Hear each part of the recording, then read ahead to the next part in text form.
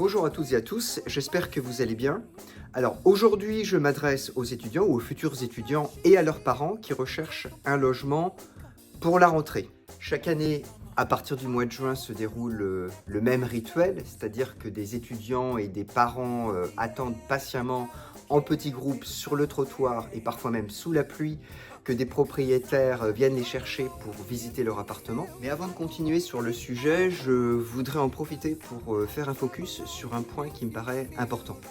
Il arrive parfois, en tout cas ça m'a été rapporté, qu'une caution ou qu'une contribution financière vous est demandée pour vous donner le droit de visiter un logement.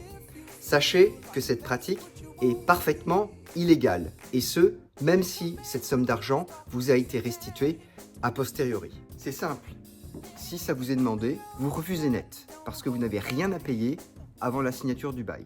En effet, la caution, enfin ce qu'on appelle le dépôt de garantie, n'est due qu'au moment de la signature du contrat de bail. Et à ce propos, je rappelle que le montant maximal du dépôt de garantie est de 1 mois de loyer hors charge pour un logement nu et 2 mois maximum pour un logement meublé. Alors évidemment, vous n'oubliez pas de faire un état des lieux, de le signer, et je m'adresse à la fois aux locataires et aux propriétaires. Ça évitera des déconvenues au moment de se séparer. J'ai d'ailleurs fait plusieurs vidéos sur ce sujet que vous pouvez consulter sur ma chaîne YouTube.